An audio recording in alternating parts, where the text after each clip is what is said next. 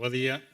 En primeiro lugar, agradecer a FEGAM a oportunidade que nos ofrece de expoñer o traballo que se desenvolve dende o Consorcio As Mariñas nos últimos anos, concretamente dende o ano 2010, cunha aposta que xa dende orixe contempla o contenedor de orgánico e o contenedor de inorgánico. Entonces, en primeiro lugar, expoñer que é o Consorcio As Mariñas. O Consorcio As Mariñas é unha agrupación de concellos. No seu momento de constitución, os consorcios tiñan a naturaleza de entidades locais, é dicir, eran persoas xurídico-públicas independentes das entidades locais consorciadas, pero a evolución normativa modifica diametralmente a naturaleza dos consorcios, cas complicaciones que despois tratarei de explicar, concretamente a partir da Lei 27/2013 de racionalización e sustentabilidade da administración local, seguida despois da Lei 15/2014 de racionalización do sector público e que conclúe na Lei 40 do ano 2015 de réxime xurídico do sector público, de forma que dende a entrada en vigor da 27 do ano 2013 os consorcios locais pasan a ser entidades locais, non son entidades locais independentes, senón que son entes instrumentais dunha entidade local. No caso concreto do Consorcio As Mariñas, a entidade da que depende actualmente é o Concello de Oleiros. Donde ubicamos o Consorcio As Mariñas? A ubicación xeográfica do Consorcio As Mariñas son ou eran, hasta 31 de 12 de 2017, os concellos que conforman a área metropolitana da Coruña. Aí estaban o Concello de Abegondo, Arteixo, Bergondo, Betanzos, Cambre, Carral, Culleredo, Oleiros e Sada. Dende o 31 de 12 de 2017, aínda que se sigue prestando o servicio no Concello de Arteixo con carácter temporal, supostamente ata o último día do mes de xuño, xa deixa de formar parte do Consorcio As Mariñas. A composición son eses concellos que, de forma voluntaria, acordan, cunha base asociativa, desenrolar unha serie de servizos, entre os que está principalmente a recollida, transporte, o tratamento e a eliminación do lixo, o tema dos cans, agruparon a canceira, e os servicios sociais especializados. Ben, feita esta introdución, vamos a colocarnos en principio nun ámbito moi xeral do que supoñen os residuos, o que supón principalmente o que lle corresponde ao consorcio, que é o tratamento do residuo de carácter urbano, e que a xeración de residuo en hogar supón en torno ao 18%. Aquí vemos como estamos a nivel da Unión Europea. Non se verá moi ben, pero España está máis ou menos no ratio da media da Unión Europea en xeración de residuos da Unión de kilos por habitante. A bolsa tipo, xa veremos, no orgánico tamén establece entre o 42% e o 44% dese residuo orgánico. No caso é que a Unión Europea se recicla o 45% dos residuos urbanos frente a un 29,7% de España. O 33% dos residuos que se xeran proceden de biorresiduos. E tamén aquí, por comunidades autónomas, hai unhas diferencias moi sustanciais. Todas as comunidades autónomas, con excepción de dúas, que son Cataluña e Navarra, teñen unha recollida de selectiva orgánica ou máis de residuos vexetais por debaixo do 5%. E só estas dúas comunidades, Cataluña e Navarra, están entre o 10% e o 15%.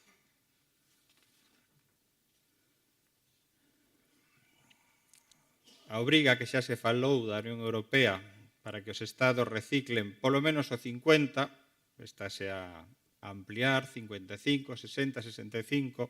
Polo que vemos, isto é un tren que de non tomar medidas a nos pillar no curto prazo, co cal, efectivamente, hai que saber que facer. Cal é o obxectivo? Avanzar de cara a un modelo de economía circular, do que xa se falou hoxe aquí bastante. Cal sería a composición media do contenedor de biorresiduos no modelo húmedo seco? Estamos falando da teoría. Cal sería a composición?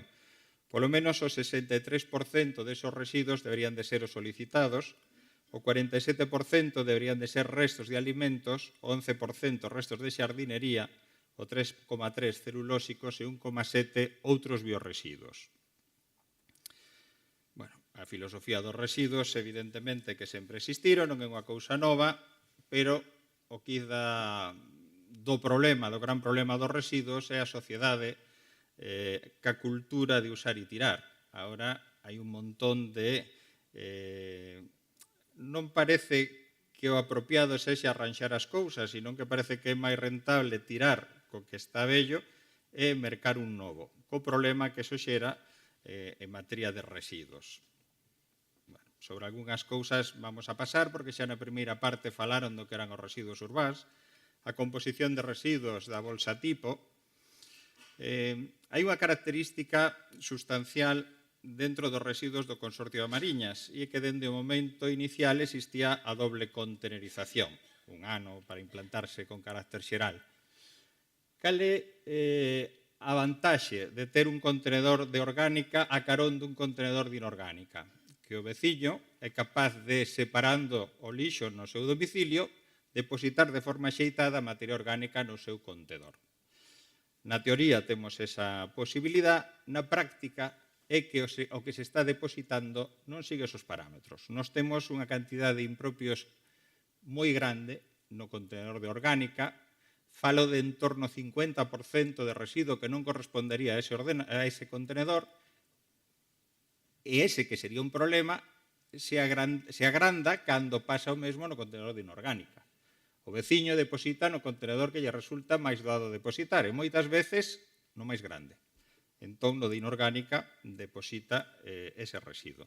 Entón, ese é un problema. Despois falarei de posibles solucións e de 3 proxectos que se iniciaron no consorcio para ver como paliar ese problema.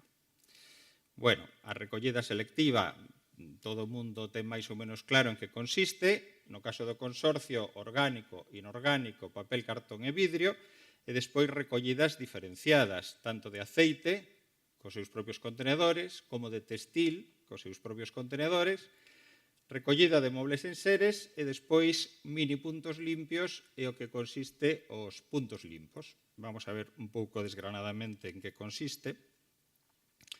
O plan de xestión de residuos do Consorcio das Mariñas, en principio, baseábase, digo en principio, no que supoñían as 3 Rs que todo o mundo ten interiorizadas, a reducción, a reutilización e o reciclado. Pero hai unha serie de factores que xa fan que estas 3 Rs se queden un pouco escasas. Falábanse das 5 Rs, que incluiría o reparar e o regular, e aquí na regulación, falar da regulación non só na xestión dos residuos, sino no proceso de diseño e nos mercados, xa falamos deso. Pero despois, unha cousa que a mí casi me gusta máis, que son as 7 Rs do consumidor verde. A decisión que ten o consumidor de optar por esos produtos que pode levar exceso de empaquetado ou optar polos produtos a granel. Aí falábase de reflexionar. Esta R é importante porque o consumidor ecolóxico é reflexivo e é crítico e pode elexir os bens comprometidos co medio ambiente ou, sen ir máis lonxe, usar a bicicleta como medio de transporte. O rechazar produtos tóxicos non biodegradables, produtos que non sexan amigables co medio ambiente. O reducir, aquí hai un siloxismo que é fantástico, que é con menos bens, menos gastos, menos explotación dos recursos naturais, menos contaminación e menos residuos. Efectivamente, habría que pensar que a primeira de reducción quizáis sea máis importante, pero interiorizalo, que eu penso que eso ainda estamos un pouco lonxe de facelo. Non hai que deixar de consumir, hai que facelo prudentemente. E antes de adquirir un novo produto, preguntarse se de verdad é necesario. A reutilización, as bolsas de tela en lugar das bolsas de plástico, iso parece que xa cala bastante na sociedade, o uso das baterías recargables, cousas dese tipo. Reciclar, xa non entramos porque esa quizás sexa máis extendida. Redistribuir, falamos aí de redistribuir o consumo de forma equitativa. E por último, que donde digo a fortaleza que ten o consumidor, reclamar. E nesa reclamación falamos de ter unha participación activa nas actividades que influyen na vida cotidiana. Falamos de a posibilidade de reclamar actuacións que contribuyan a mellorar o medio ambiente e a calidad de vida dos ciudadanos. Bueno, O seguinte que quería amosar son algunhas campañas que se fixeron dentro do consorcio. As campañas teñen unha importancia fundamental. Sempre son escasas e tampouco se sabe moi ben que é o principal, que é o que hai que abordar. Nos utilizamos centros de primaria, centros de secundaria e incluso fai 2 anos fixemos unha experiencia nunha escola de infantil. E os propios profesores falaban da importancia de que nesa edad tan temprana o individuo asuma o que é a reciclaxe, a recuperación ou a reducción. E fixemos un concurso con guarderías e o traballo, dende logo, foi moi interesante.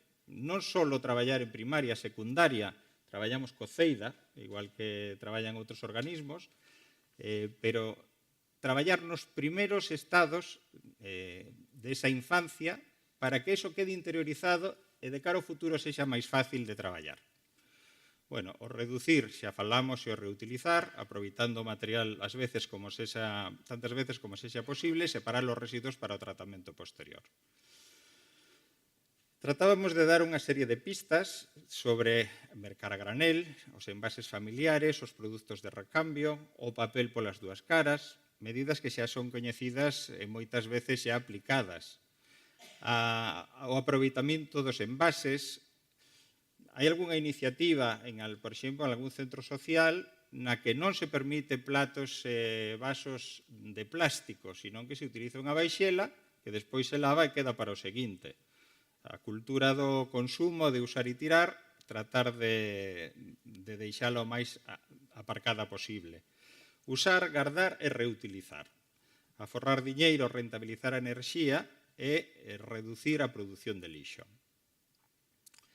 O plan de xestión de residuos do Consorcio As Mariñas básase na recollida selectiva e indiferenciada a través do contenedor de inorgánico e o tratamento na planta de Nostián.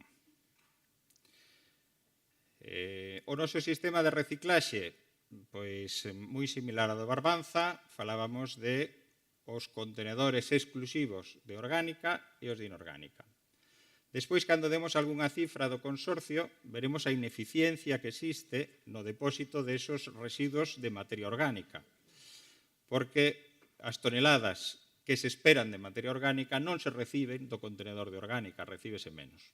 Entonces, vamos a ver. Bueno, isto é un pouco un paso pola historia da contenerización do consorcio, que, ainda que non son moitos anos, xa existiron moitos modelos de contenedor. O último é o que está arriba á esquerda. O contenedor de tapa laranxa ou amarelo, o que pode ir nel e o que non. Como estas diapositivas estarán a disposición de todos, vou pasar por elas rapidamente e vamos centrarnos despois na experiencia do consorcio. O contenedor do tapa verde, o mismo, os restos que se poden aplicar e os que non. Os de papel cartón, exactamente igual, cunhos ratios de recollida no consorcio destacables, tanto papel cartón como en vidrio. Se ben é certo que noutros campos, como xa se dixo desde o Lousame, como son os envases, tamén se dan os resultados nos que, sin facer separación exclusiva no contenedor, atópase con uns ratios de recollida moi importantes. Bueno, vamos a pasar a explicar unha das experiencias que fixo o consorcio a través da aportación dun proxecto europeo. Trátase do proxecto Ecobas. O que se tratou de facer nesa experiencia é que nunha zona rural determinada se dotaran os veciños de compostadores individuais. Con eso se pretendían dúas cousas. Primeiro, baixar a frecuencia de recollida dese contenedor orgánico, establecéndose esa recollida en 15 días, e o contenedor inorgánico de aportación na calle como o resto dos veciños. Esa experiencia que se fixo acotada a unha zona de carácter rural dun concello eminentemente rural como é Abegondo, tivo uns resultados moi satisfactorios, porque póidose reducir a frecuencia co que se recollía o contenedor sen que se sufrise de malos cheiros ou se sufrise de que o contenedor de orgánica estivera cheo deses residuos. Unha segunda fase dese proxecto, xa moito máis elaborada, fíxose en colaboración coa empresa Ferrovial. Aí tratouse do Connected Street Bin, que fíxose unha experiencia na que a veciños dunha zona xa máis urbana, unha urbanización de Oleiros concretamente, se lles dotaba dunhos contenedores que tiñan unha tarxeta para depositar tanto a materia orgánica como a materia inorgánica. E despois non se lle daba máis consignas que deposite usted o lixo cando, como viña facendo ata o momento, e o contenedor tiña unha sensorización total, tanto de peso, de volumen, como unhas barriñas de gel que o que facían era anular o cheiro da materia orgánica polo transcurso do tempo. Que se conseguiu con eso? O primeiro obxectivo era saber se funcionaba ese sistema para poder facer unha recollida orgánica moito máis espaciada donde podería ter ese espaciamento. Por exemplo, nas zonas rurais do consorcio. Bueno, unha vez que finalizou esa experiencia, que foron 4 meses con este sistema de conterización, os resultados avaliaron que sí que é posible facer unha recollida de materia orgánica moito máis espaciada. A recollida de materia orgánica máis espaciada tiña algunha ventaxe nese tipo de contenedor porque non existía un horario para depositar. Calquera podía depositar na hora que estimasen conveniente. E, por suposto, cambiaban moito con respecto ao que era obligatorio por parte do consorcio, o depósito a partir dunha hora determinada.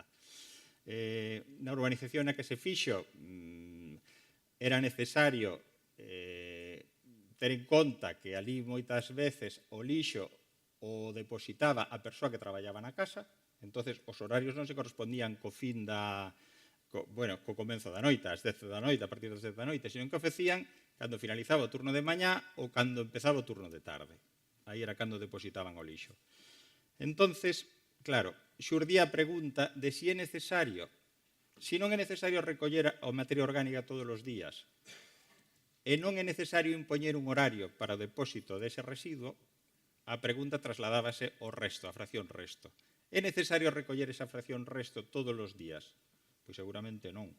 Os ratios que diste, de acordo ca eficacia e eficiencia, no consorcio tiraríannos moito das orellas, porque temos recollida diaria de fracción orgánica e inorgánica en moitos puntos do territorio. Moitos puntos do territorio.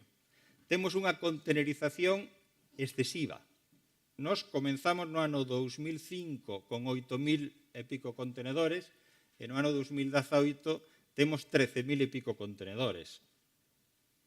Os contenedores colócanse moitas veces pola petición do veciño, pero moitas veces pola presión municipal, de que efectivamente existe unha distancia que impide que sexa efectivo.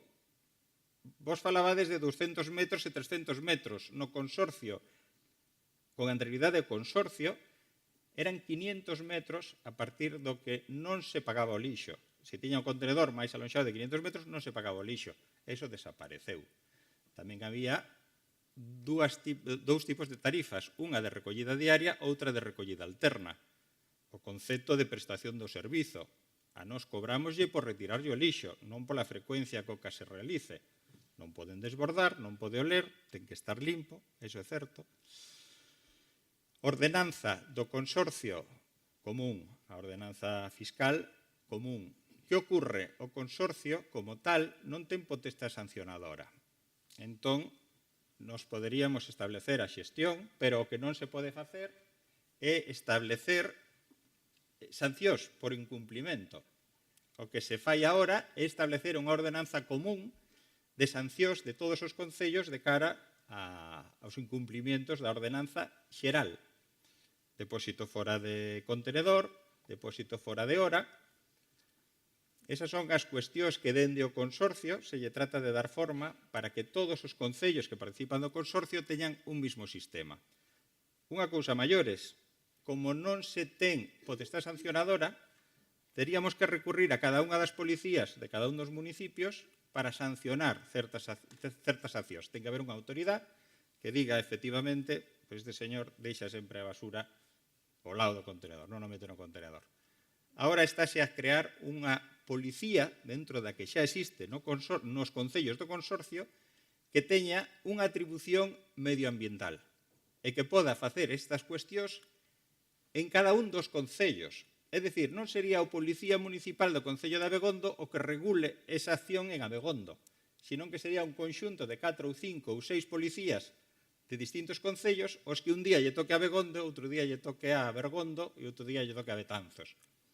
E iso facilitaría que se poidese cumplir o que se marca na ordenanza. Xa está escrito, pero despois o cumplimento é o que decimos que non se dá nese sentido. Bueno, xa para rematar, vámonos saltar aquí certas cousas que xa vos quedan nas diapositivas.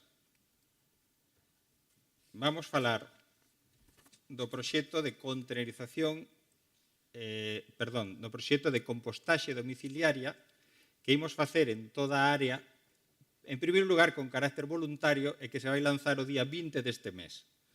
Ese sistema, basándose moito na experiencia da Diputación de Pontevedra, o que quere é que os veciños interesados e que teñan capacidade para ter un compostador na súa casa ou na súa finca, o poda solicitar ao consorcio, o consorcio lle facilite a través dun contrato no que se permita a visita, a comprobación de que ese contenedor non se utiliza para outros fins e o apoio que lle dá o consorcio para que se realice ese compostaxe de forma correcta.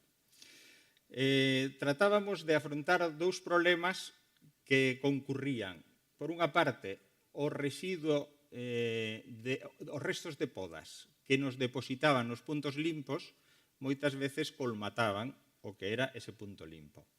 O consorcio agora quere lle dar unha saída a ese resto de poda, quere poder trituralo e facilitarlle ao veciño que quera este sistema de compostaxe doméstico todo o estructurante que necesite a través desa trituración de podas. Cun aforro considerable, porque o consorcio, pois efectivamente aí tiña un coste moi elevado.